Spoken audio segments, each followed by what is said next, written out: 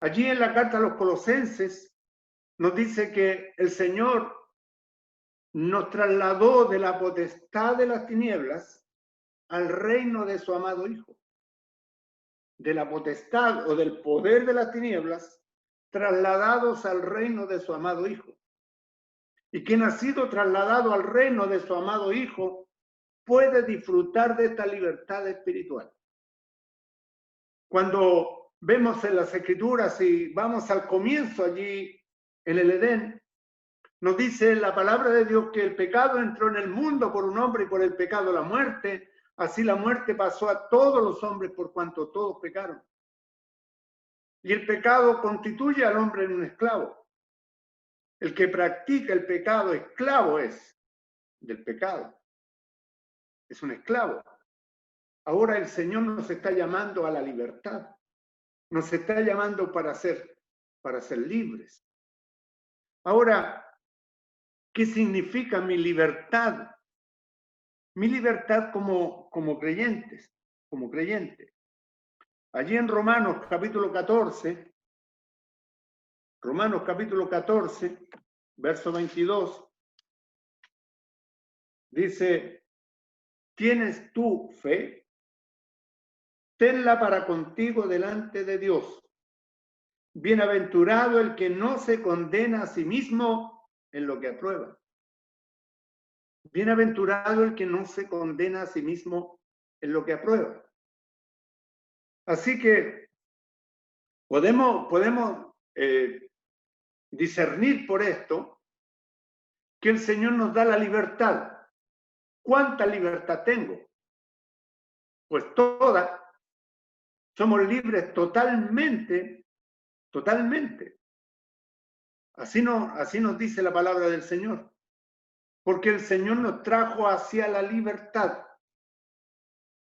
Pero mi libertad está en la sujeción hacia la persona del Señor Jesucristo. En Tito, vamos a ver bastante en las Escrituras, en Tito capítulo 1, verso 15. Tito 1, 15.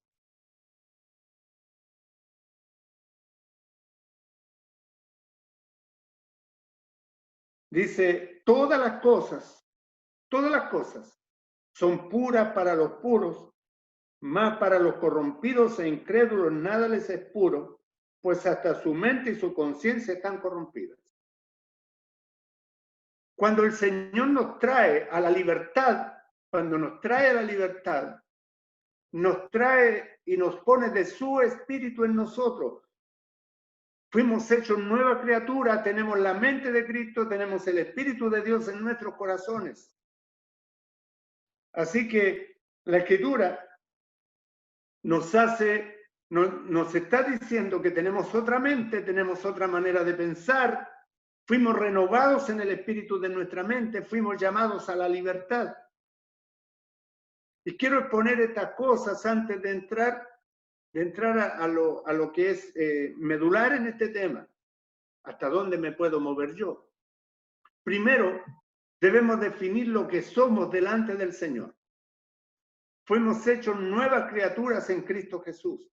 Tuvimos el nuevo nacimiento mediante lo que nos enseña la Escritura cuando el Señor nos dio nueva vida al lavarnos, redimirnos con la sangre de Jesucristo el Señor y a la vez poner de su Espíritu dentro de nosotros, hechos nuevas criaturas, una nueva creación, con una nueva mente, con un nuevo sentir, con una nueva meta, con una nueva visión. Es lo que nos muestra la Escritura. Ahora, nos dice aquí, en Primera de Juan, capítulo 5, verso 12, Primera de Juan, capítulo 5, verso 12, dice, el que tiene al Hijo, tiene la vida. El que no tiene al Hijo de Dios, no tiene la vida. El que tiene al Hijo, tiene la vida. El que no tiene al Hijo de Dios, no tiene la vida. Así que hay otro punto más, en lo cual podemos definir lo que somos. Sin Cristo no tenemos vida. Sin Cristo no tenemos libertad. Sin Cristo estamos muertos, sin Cristo no tenemos el Espíritu de Dios, sin Cristo no tenemos vista porque no podemos ver el reino de Dios.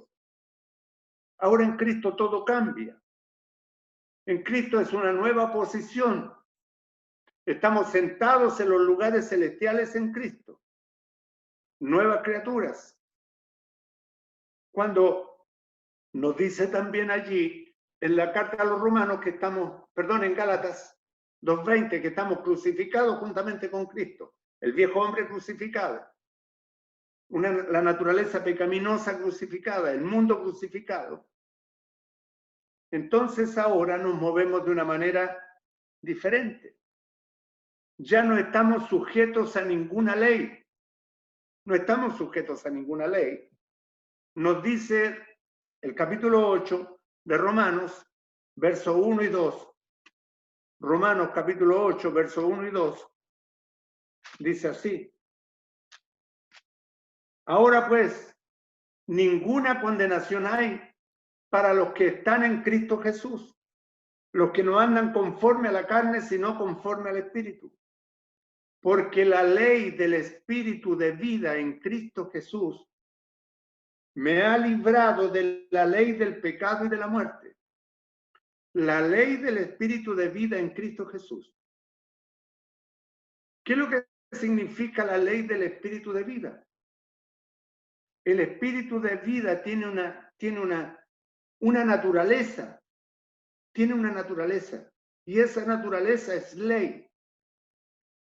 La ley del Espíritu de vida en Cristo Jesús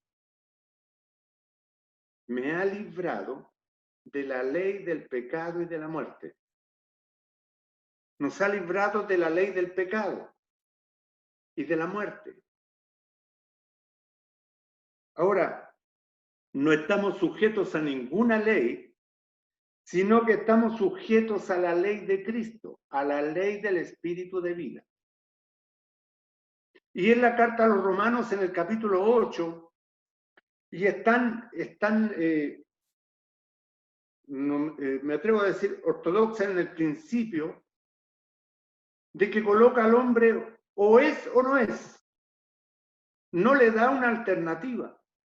No le da al hombre un término medio para conducirse, sino que el hombre se debe colocar en el lugar que le corresponde aquí en este capítulo 8 de Romanos. Algunos han llamado este capítulo 8 de Romanos la catedral de la doctrina. Es más, cuando deja al hombre diciéndole lo que es. En el capítulo 6, el hombre está muerto y tiene una nueva vida. Ha muerto al pecado. En el capítulo 7 ha muerto a la ley. En el capítulo 7, verso 4, el hombre ha muerto a la ley. Y en el capítulo 6, verso 11 dice, considerados muertos al pecado, muerto a la ley. Y el hombre en esa posición no está sujeto a ninguna ley.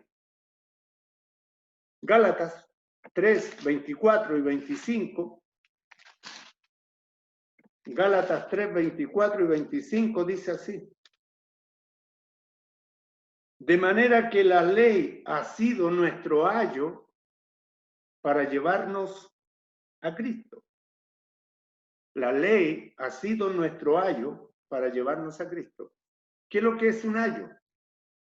Un ayo ocupaba el lugar de una nodriza, de un guía, de un tutor, alguien que cuidaba al pequeño, lo cuidaba hasta su edad, cuando el pequeño podía conducirse solo. La ley ha sido nuestra nodriza para conducirnos a Cristo, nuestro ayo. Luego dice, a fin de que fuésemos justificados por la fe. Nos lleva a Cristo y fuimos justificados por la fe. Pero venida la fe, ya no estamos bajo ayo. No estamos bajo una ley, no estamos bajo un ayo, no estamos con un tutor que nos va a ir conduciendo, nos va a ir afirmando, sino que estamos en Cristo Jesús. cuando nos muestra esto la Escritura, cuando uno verdaderamente ha confiado en el Señor Jesús como Salvador, uno no puede ir al infierno y tenemos vida eterna, por lo tanto vamos al cielo. Ahora, la libertad que tenemos en Cristo es una libertad que el Señor nos ha dado para hacer bien, sin restricciones de ninguna ley, pero no como un permiso para pecar o para hacer todo lo que queramos. Gálatas capítulo 5, verso 13, dice: porque vosotros, hermanos, a libertad fuisteis llamados, solamente que no uséis la libertad como ocasión para la carne, sino servíos por amor los unos a los otros. Debemos usar la libertad para servirnos los unos a los otros y no como una libertad como ocasión para la carne. Ahora, la libertad en Cristo no es para alimentar nuestra carnalidad, no es para alimentar nuestra carnalidad. Por eso allí en Romanos capítulo 6 nos dice que debemos considerarnos muertos al pecado, pero vivos para Dios en Cristo Jesús. Volviendo a Romanos 6, vamos a ocupar bastantes textos de esta porción, así que no la pierdan de vista. En Romanos 6, versos 18 y 19. Dice: y libertados del pecado, vinisteis a ser siervos de la justicia. Cuando el Hijo del Hombre os libertare, seréis verdaderamente libres, leímos en el primer versículo.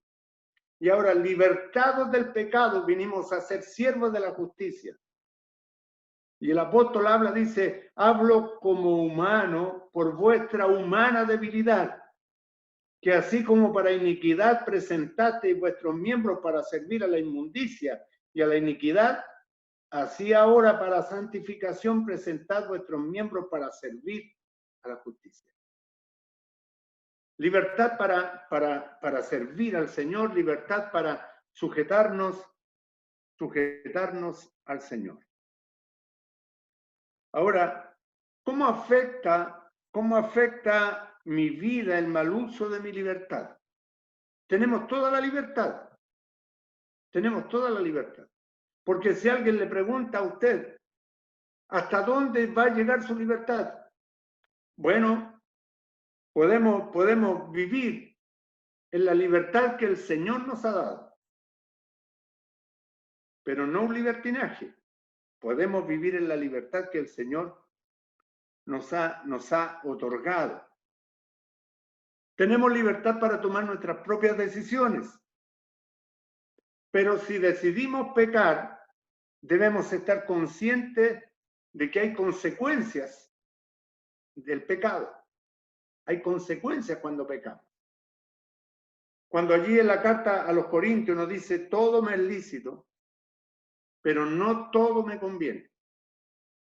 Todo me es permitido, pero no todo me conviene. Todo me es lícito, pero yo no me dejaré dominar por nada. Cuando mi libertad, debo pensar cuánto va a afectar mi libertad en mi vida espiritual. Si yo decido pecar, debo considerar que no voy a llevar ningún fruto espiritual. No voy a tener ningún fruto espiritual. En Juan capítulo 15, el Evangelio de Juan, el capítulo 15, verso 1 dice: yo soy la vid verdadera y mi Padre el labrador, es el labrador. Todo pámpano que en mí no lleva fruto, lo quitará. Y todo aquel que lleva fruto lo limpiará para que lleve más fruto. Hay una consecuencia. Hay una consecuencia cuando yo decido pecar. Que el Señor nos ayude. Porque el pecado es una fuerza dentro del hombre, algo que nos impulsa, nuestra naturaleza antigua, nuestra naturaleza que está viciada, nos impulsa. Pero hay una naturaleza nueva y está el Espíritu de Dios en nuestros corazones. Somos impulsados por nuestro descuido y aquí nos dice que todo pámpano que en mí no lleva fruto, dice el Señor, lo quitará. Y aquí no está hablando de salvación, sino que está hablando de la vida fructífera delante del Señor. Y todo aquel que lleva fruto lo limpiará para que lleve más fruto. Y el Señor le está diciendo a los discípulos aquí, ya vosotros estáis limpios por la palabra que os he hablado. Este es el sermón del aposento alto, que comienza allí en el capítulo 13, verso 30, cuando Judas sale, y llega hasta el capítulo 17, cuando el Señor hace la oración sacerdotal. Y está hablando con los discípulos. Y está dándole las últimas instrucciones. ¿Va a afectar mi vida espiritual? Por supuesto. Por supuesto. Se corta la comunión y debemos pedir perdón al Señor por nuestros pecados. La Escritura nos dice que el que confiesa sus pecados y se aparta alcanzará misericordia. El que los encubre no prosperará. Ahora, para llevar fruto, debemos apartarnos del pecado. El Señor luego dice, permaneced en mí y yo en vosotros. El Señor nos llama a permanecer en Él, a tener una vida constante, ligada a Él. Esa es nuestra libertad. No una libertad para apartarnos del Señor y vivir como nosotros queramos, conforme a los deseos de nuestro corazón, sino que vivir para el Señor.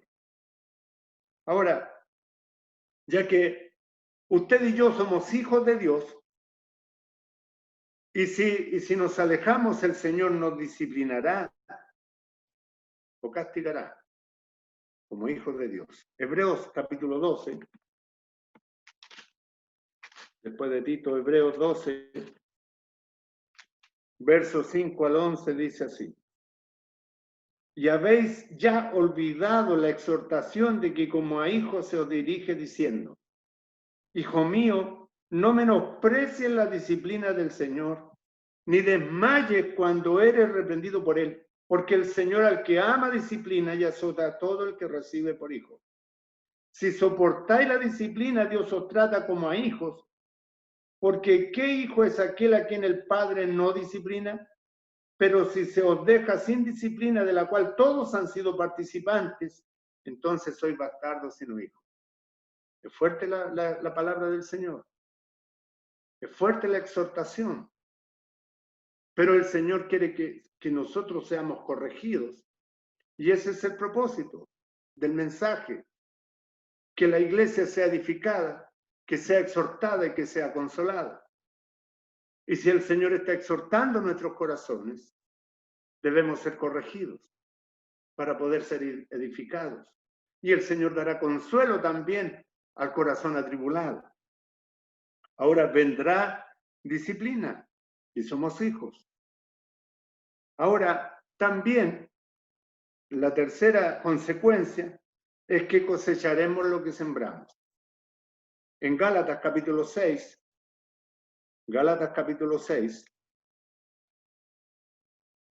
versos 7 y 8, dice, no os engañéis, Dios no puede ser burlado, pues todo lo que el hombre sembrare, eso también segará.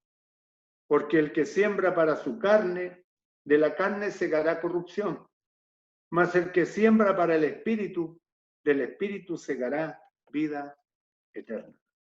Que el Señor nos ayude para poder sembrar para el Espíritu, para poder vivir en el Espíritu, porque estamos delante del Dios vivo, de un Dios vivo. Todo lo que el hombre sembrare, eso también segará. Y Dios va a permitir que cosechemos lo que sembramos. Y repito lo que mencionaba anteriormente, que si confesamos nuestros pecados, Él es fiel y justo para perdonar nuestros pecados y limpiarnos de toda maldad. El que confiesa su pecado y se aparta alcanzará misericordia. Ahora, el Señor desea recibir gloria y honra de su vida y de mi vida. El Señor desea ser honrado por nuestras vidas. Y Él quiere que usted sea un vaso de honra y no de deshonra. Que yo sea un vaso de honra también y no deshonrar al Señor. Pero esta decisión es nuestra, es suya y es mía. ¿Qué es lo que queremos ser delante del Señor? Antiguamente, no sé si todavía se canta en algunas iglesias, cantábamos ese coro: renuévame, Señor Jesús. Ya no quiero ser igual. Ya no quiero ser igual. Por supuesto, cuando fallamos, cuando pecamos delante del Señor, nos sentimos profundamente mal. Por lo menos me sucede. Cuando fallamos al Señor, hay un dolor en nuestro corazón, hay amargura. Pero el Señor nos exhorta a volvernos a Él. Pedir perdón y volver al Señor para honrar su nombre, para dar la gloria de vida a su nombre. Allí en Segunda de Timoteo, capítulo 2, versos 20 y 21, dice: pero en una casa grande no solamente hay utensilios de oro y de plata, sino también de madera y de barro, y unos son para usos honrosos y otros para usos viles. Hicimos un estudio acerca de las vasijas no hace mucho, acerca de los vasos de honra y los vasos de deshonra. Que el Señor nos ayude para ser vasos de honra delante de su presencia, para ser usados honrosamente para Él. Ahora, su vida y mi vida será testimonio para bien o para mal. Para bien o para mal estaremos testificando. Seremos buenos o malos testigos. Buenos o malos testigos. Aunque no lo queramos, nuestra vida va a ir afectando a las personas. En Romanos, capítulo 14, el capítulo 14, verso 7, dice así: porque ninguno de nosotros vive para sí y ninguno muere para sí. Ninguno vive para sí y ninguno muere para sí. Quizás usted pueda estar pensando: esta es mi vida y yo hago lo que quiero, yo voy donde quiero y no tengo que dar cuenta a nadie. No tengo que dar cuenta a nadie. Nos equivocamos si pensamos de esta manera. Nuestra vida va a ser un testimonio para bien o para mal. ¿Se acuerdan ustedes del pecado de Acán? Allí en el libro de Josué, en el capítulo 6, cuando Josué toma Jericó, las murallas caen, y el Señor había dicho a Josué que no debían tomar nada, absolutamente nada del anatema. Nada. Pero un hombre llamado Acán, toma un lingote de oro y toma un manto babilónico que le pareció hermoso, y lo toma y lo esconde debajo de su tienda, y esconde también el lingote de oro. Y cuando van a tomar la ciudad siguiente, Ai, en la toma de Ai, que significa, entre paréntesis, significa montón de ruinas, van a tomar la ciudad y salen derrotados en aquella oportunidad y mueren hombres del pueblo de Israel. Y Josué no lo entendía. Primero, no había orado para ir a la guerra, se había confiado. Y segundo, Acán había tomado el lingote y había tomado el manto babilónico. Y el pecado de Acán tuvo consecuencias en todo el pueblo. Por eso el Señor le indicó y fueron buscando tribu por tribu, familia por familia, hasta que llegaron al anatema, nos dice la Escritura. Y él confesó su pecado. Y fue lapidado, según la costumbre.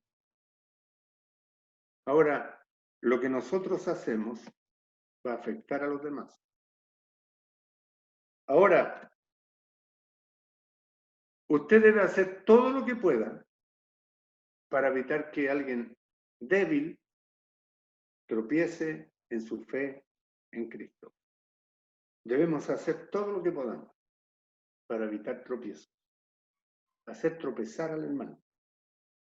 Y en el verso 13 y 14 y 15 también, del capítulo 14, dice: así que ya no nos juzguemos más los unos a los otros, sino más bien decidir no poner tropiezo u ocasión de caer al hermano.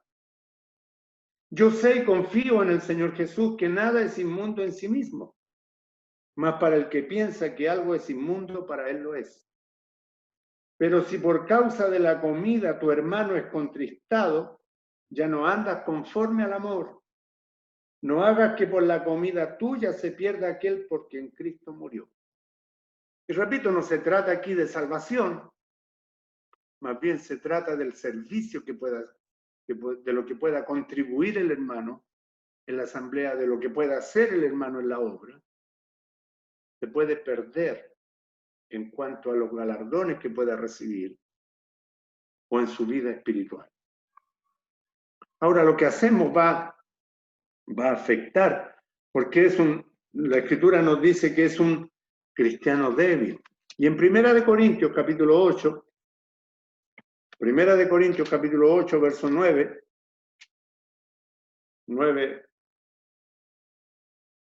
dice: pero mirad que esta libertad vuestra no venga a ser tropezadero para los débiles.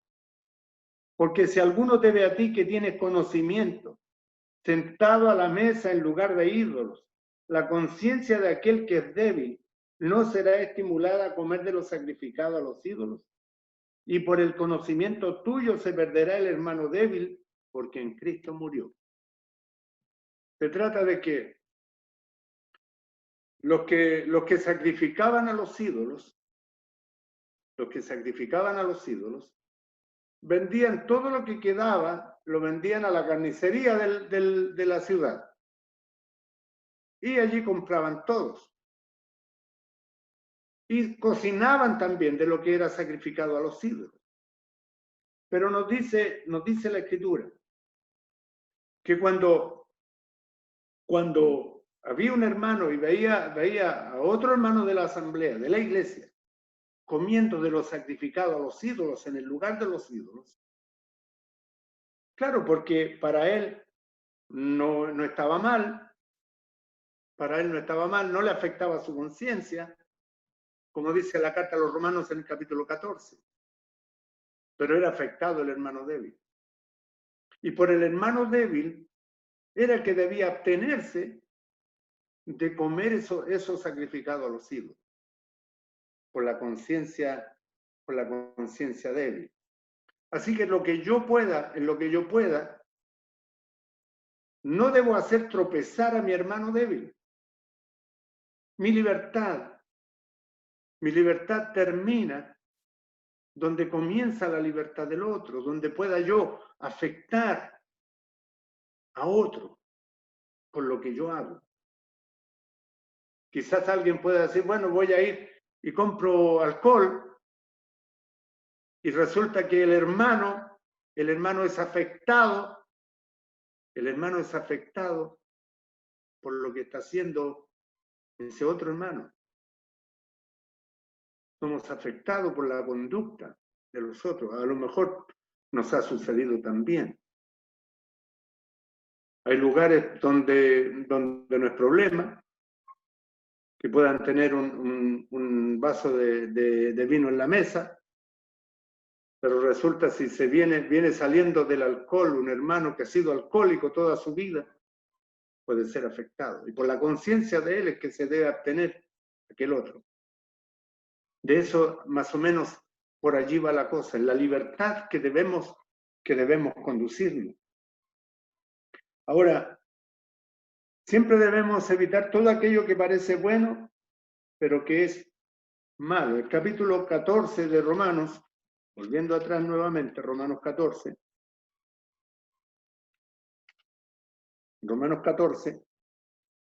verso 16, dice, 14, verso 16, no sea pues vituperado vuestro bien.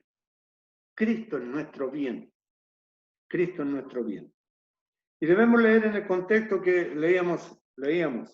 Así que ya no nos juzguemos mal los unos a los otros, sino más bien decidir no poner tropiezo u ocasión de caer al hermano. Yo sé y confío en el Señor Jesús que nada es inmundo en sí mismo, mas para el que piensa que algo es inmundo, para él lo es.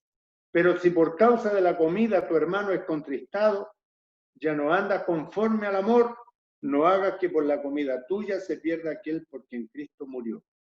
No sea pues vituperado vuestro bien. No sea pues vituperado Cristo, porque el reino de Dios no es comida ni bebida, sino justicia, paz y gozo en el Espíritu Santo. No es quien come cerdo o no come cerdo. No es quien come sangre o no come sangre. Porque allí en el capítulo 15 de los Hechos, debían abstenerse de lo sacrificado a los ídolos y de todo lo que era, de la sangre. Debían abstenerse de eso. Pero el reino de los cielos no consiste en comida ni bebida, sino dice, justicia, paz y gozo en el Espíritu Santo, y debemos conducirnos en el amor, considerando a nuestros hermanos. Considerando a nuestros hermanos. Ahora, debemos evitar todo aquello que parece bueno, pero que es malo, que va a afectar a los demás. Uno debe mantener un buen testimonio frente a los inconversos y ante los cristianos. Debemos mantener un buen testimonio ante los inconversos y creyentes. Con los salvos debemos tener un buen testimonio. Y de hecho, en el capítulo 6 del libro de los Hechos, allí se escogió a los 7 diáconos. Capítulo 6, verso 1 al 3. En aquellos días, como creciera el número de los discípulos, hubo murmuración de los griegos contra los hebreos de que las viudas de aquellos eran desatendidas en la distribución diaria. Entonces los 12 convocaron a la multitud de los discípulos y dijeron, no es justo que nosotros dejemos la palabra de Dios para servir a las mesas. Buscad, pues, hermanos, de entre vosotros, a 7 varones de buen testimonio, llenos del Espíritu Santo y de sabiduría, a quienes encarguemos este trabajo. Y debían ser hermanos de buen testimonio, Y debía mantenerse esto, este era el principio de la iglesia primitiva. Hermanos de buen testimonio para con los salvos. Y en Colosenses capítulo 4, verso 5, dice así.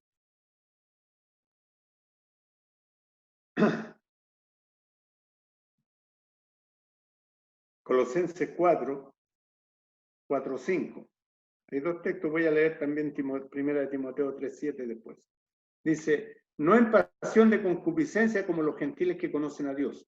En el verso 4 dice, cada uno de vosotros sepa tener su propia esposa en santidad y honor, no en pasión de concupiscencia como los gentiles que no conocen a Dios. Que ninguno agravie ni engañe en nada a su hermano, porque el Señor es vengador de todo esto, como ya hemos dicho y testificado. Ay, perdón, estaba leyendo en Colosenses, el Tesalonicenses. Aquí en Colosenses 4:5, perdón. Andad sabiamente para con los de afuera, redimiendo el tiempo. Disculpe. Andad sabiamente para con los de afuera, redimiendo el tiempo. Buen testimonio para con los perdidos. Y en 1 Timoteo 3:7 dice así. También es necesario que tenga buen testimonio de los de afuera para que no caiga en descrédito y el lazo del diablo. Y esto es los requisitos de los ancianos y de los obispos. Buen testimonio con los salvos, buen testimonio con los perdidos. El propósito de esto era para influenciar en los inconversos para bien. La vida del creyente, nuestra libertad debe influenciar para bien, para que conozcan y reciban al Señor Jesucristo. Lo que yo hago debe influenciar. Podemos hablar bien, pero no tan solo se trata de tener un conocimiento, sino que de tener la vida que influya en las conductas de los demás, de los de afuera, con los salvos y con los perdidos. Allí en Hechos capítulo 11, verso 22 al 24, Hechos 11, verso 22 al 24, dice: llegó la noticia de estas cosas a oídos de la iglesia que estaba en Jerusalén, y enviaron a Bernabé que fuese hasta Antioquía. Cuando llegó y vio la gracia de Dios, se regocijó y exhortó a todos que con propósito de corazón permaneciesen fieles al Señor, porque era varón bueno y lleno del Espíritu Santo, y una gran multitud fue agregada al Señor. Un hermano de buen testimonio, era bueno, lleno del Espíritu Santo y fe. Y cuando llegó, una gran multitud fue agregada al Señor. Su personalidad, la personalidad de Bernabé significa hijo de consolación. La personalidad de Bernabé influyó en la iglesia, influyó en los perdidos, y una gran multitud fue agregada al Señor. Es importante el testimonio, es importante nuestra personalidad, lo que hacemos frente a los inconversos y también frente a los creyentes. Ahora, para ir concluyendo, ¿cuáles son los límites de mi libertad? Ahora pueden existir muchas áreas dudosas cuando se consideran ciertas cosas con las que uno se pueda o no se quiera involucrar. Ahora, en estos casos podemos hacernos las siguientes preguntas. ¿Me estoy edificando a mí mismo y a otro con lo que yo hago? Primera de Corintios 10. Primera de Corintios 10, verso 23. Primera de Corintios 10, verso 23 y 24. Dice: todo me es lícito, pero no todo conviene. Todo me es lícito, pero no todo edifica. Ninguno busque su propio bien, sino el del otro. Ninguno busque su propio bien, sino el del otro. Ahora esto es muy importante, porque en todas las áreas, debo buscar el bien de mi hermano, debo buscar el bien de mi prójimo. Eso nos enseña allí en la parábola del buen samaritano, en Lucas capítulo 10. Allí hay ejemplo, buscando el bien del prójimo. Es lo que el Señor Jesucristo hizo en la cruz del Calvario. Vino a morir en nuestro lugar, vino a buscar nuestro bien, vino a buscar y a ganar nuestra salvación en la cruz del Gólgota, derramando su sangre. Ninguno tiene mayor amor que uno dé su vida por sus amigos, nos dice la Escritura. ¿Podría yo pedirle a Dios con limpia conciencia que me bendiga, que el Señor bendiga lo que yo hago? ¿Podría pedírselo con limpia conciencia? En Hechos 24, verso 16, dice así: y por esto procuro tener siempre una conciencia sin ofensa ante Dios y ante los hombres. Dice, pero en el 23, a ver, es que es la lectura completa. Pero pasados algunos años vine a hacer limosnas y a mi nación y a presentar ofrendas. Estaba en ello cuando algunos judíos de Asia me hallaron purificado en el templo, no con multitud ni con alboroto. Y ellos le acusaron y el apóstol fue llevado ante Félix, y en el verso 23 dice, mandó al centurión que se custodiase a Pablo para que se le concediese alguna libertad y que no impidiese a ninguno de los suyos servirle o venir a él. El apóstol Pablo lo hizo todo en limpia conciencia y obtuvo también bendiciones en los lugares donde estuvo. Ahora, si el Señor Jesucristo regresara en este momento, ¿se avergonzaría de mí? ¿O yo me avergonzaría? ¿Sentiría vergüenza si el Señor viniera y me encontrara haciendo algo que no es agradable delante de Él?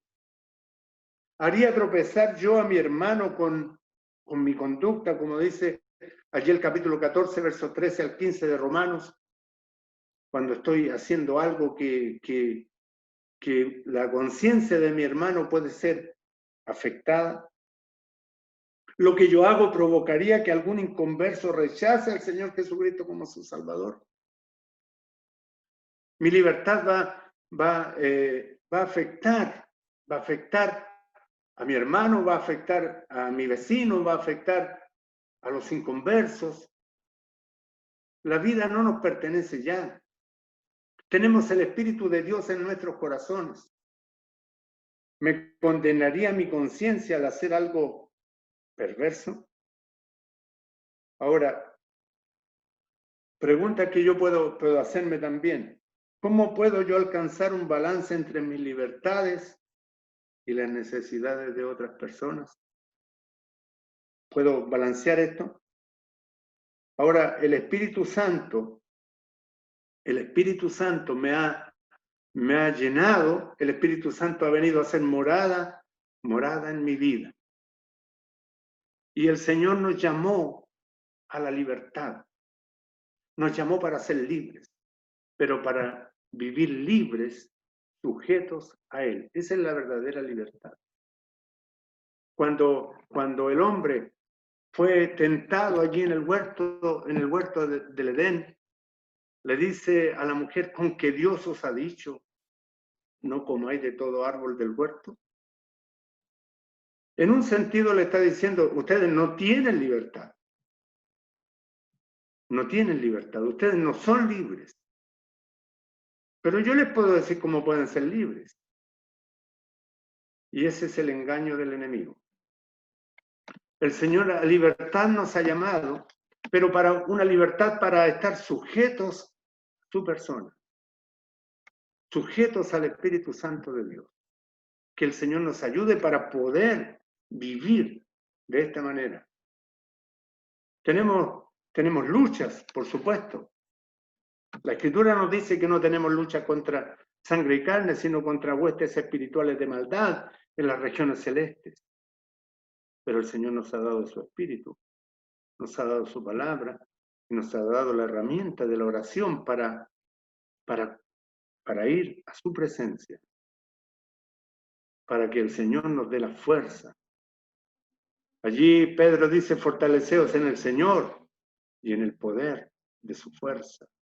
Perdón, Efesios, fortaleceos en el Señor, echando toda vuestra ansiedad sobre Él, porque Él tiene cuidado de vosotros.